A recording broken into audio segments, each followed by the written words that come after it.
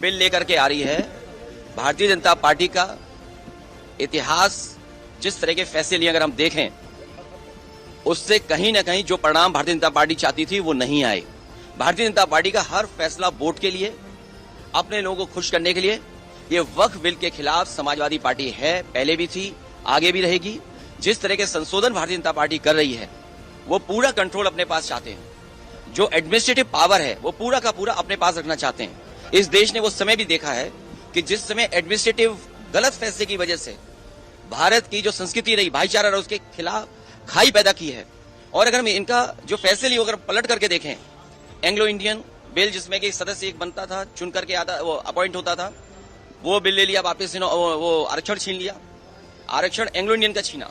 नोटबंदी से रुपया छीना, लेकिन भ्रष्टाचार बढ़ गया, रुपए आज भी निकल रहे हैं। जीएसटी कानून लाए, उधर व्यापारियों का सब कुछ छिन गया। दिन भर वो केवल जीएसटी का चक्कर काट रहे हैं। तो जीएसटी हो, नोटबंदी हो या अन्य फैसले हों, ये छीनने का काम करते हैं, लोगों का कुछ न कुछ छीनने का काम करते हैं। वक्फ के माध्यम से ये कहीं न कहीं संदेश ये देना चाहते हैं कि अपना वोट बैंक ठीक कर लें, क्योंकि नौकरी दी नहीं, रोजगार दिया नहीं, किसान की आय दोगुनी हुई नहीं, तो इनका वोटर भी इनसे नाराज है। देखिए, जिस वोटर को ये तुष्टीकरण कहते थे, हम लोग तुष्टीकरण कर रहे हैं, क्या ये तुष्टीकरण नहीं दे रहे हैं? कर रहे हैं किट बांट करके। अभी ईद पर जो किट दी है, क्या ये तुष्टीकरण में नहीं आएगा? क्योंकि इनको पता है इनका वोट खिसक गया है। अभी तक तो ये हिंदू भाइयों को गुमराह करते थे, अब इनकी कोशिश है कि मुसलमान भाइयों को भी गुमराह कर दें। सर, वो कह रहे हैं वक्त पे विपक्ष गुमराह कर रहा है। सर कह रहे हैं कि वक्त पे आप एंग्लो इंडियन इन्होंने छीना, क्या विपक्ष ने गुमराह किया? आपने आरक्षण छीना, जो यहाँ पर लोकसभा में चुन करके आते थे, असेंबली में अपॉइंट होते थे, तो वो छीना आपने। नोटबंदी पे आपने कहा कि आतंकवाद खत्म हो जाएगा, इनके लोगों को माफी मांगने जाना पड़ा। क्या आप सोच सकते हो?